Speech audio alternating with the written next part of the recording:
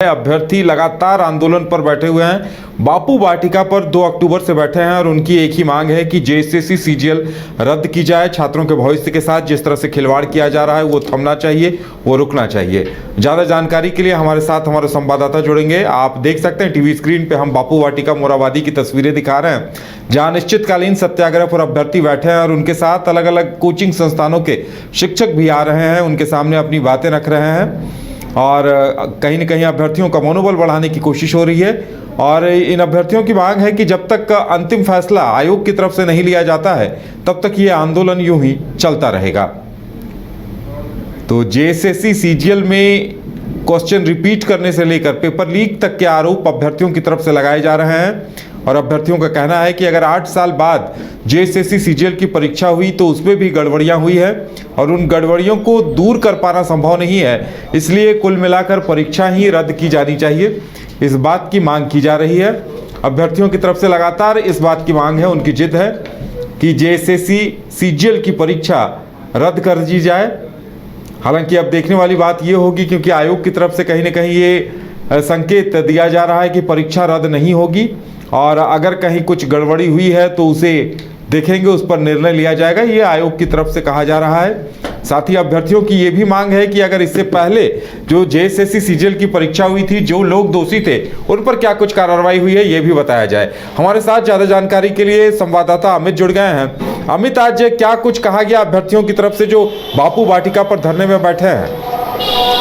जी बिल्कुल, 2 अक्टूबर से तमाम जो जेएसएससी सीजीएल के अभ्यर्थी हैं वो सत्याग्रह पे बैठे हैं। उनका साफ तौर पे कहना है यह लड़ाई जो है जब तक हमें सत्य नहीं मिल जाता हम तब तक आंदोलन करते रहेंगे। यानी उनका साफ तौर पे कहना है कि जो सीजीएल पेपर हुआ है वो रद्द होना चाहिए।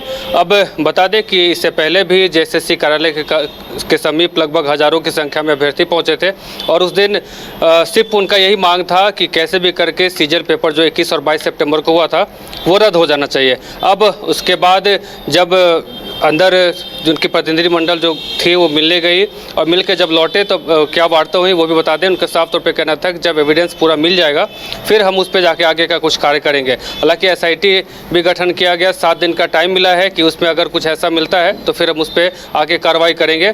अब इसको लेकर के तमाम जो अभ्यर्थी हैं अब बापू वाटिका में बैठ गए हैं और उनका कहना है कि जब तक हमारी मांग पूरी नहीं होती, यानी कि सीजीएल पेपर जो हुआ है वो अगर कैंसिल नहीं होता है तब तक हम लोग आंदोलन करते रहेंगे। साथ ही उनका ये भी कहना था कि दुमका में कुछ संथाल परगना साइड में आज बंद भी किया गया था और उनका ये भी कहना है कि अगर आगे सीजीएल पेपर जो हुआ है वो अगर रद्द नहीं होता है तो झारखंड बंद का भी वो लोग आह्वान करेंगे। जी बिल्कुल, यानी अभ्यर्थी जिस तरह से आयोग ने कहा है कि जब तक जो जांच कमेटी बनाई गई है उसकी रिपोर्ट नहीं आ जाती तब तक कुछ एक्शन नहीं ले सकते, तो लगता है अभ्यर्थी भी कहीं न कहीं उस बात का इंतजार कर रहे होंगे कि आयोग की तरफ से स्पष्ट कर दिया जाए कि निर्णय क्या लिया जा रहा है। जी बिल्कुल, उनका साफ तौर पे कहना है कि जो पेपर हुआ है आनंद फानन में लिया गया है और इससे पूर्व में भी कई ऐसे एग्ज़ाम है जेएसएससी की जो कंडक्ट करवाया है, उसका रिजल्ट अभी भी पेंडिंग है। लेकिन जेएसएससी सीजीएल का पेपर का हुआ था और कुछ ही दिनों में जो है उसका आंसर की जो है जारी कर दिया जाता है। अब इसको लेकर के कहीं ना कहीं तमाम जो अभ्यर्थी है उनके मन में शंका है कि कुछ न कुछ इसमें घोटाला हुआ है। अब उनका साफ तौर पे कहना है कि कई जो पेपर है वो पहले से ही लीक था और साथ ही उन्होंने ये भी कहा है कि जो इंटरनेट जो बंद किया गया था 2 दिनों के लिए कहीं ना कहीं इसके पीछे भी कई राज है। हालांकि सुप्रियो भट्टाचार्य जो जेएमएम के प्रवक्ता हैं उन्होंने इसको खंडन करते हुए कहा कि कुछ कोचिंग संचालन जो हैं और बीजेपी के कुछ एजेंट हैं वो ऐसा कर रहे हैं। अब अभ्यर्थी इस पर भी जवाब देते नजर आ रहे हैं। उनका ये कहना था कि हम कहीं से भी किसी दल से मिले हुए नहीं हैं, बस हम लोग अभ्यर्थी हैं और हम लोग सत्य के लिए लड़ते रहेंगे, आग्रह करते रहेंगे। अब 2 अक्टूबर से तमाम जो अभ्यर्थी हैं सत्याग्रह पे बैठे हैं और इनका साफ तौर पे कहना है किसी भी हालत में ये पेपर जो है वो रद्द होना चाहिए।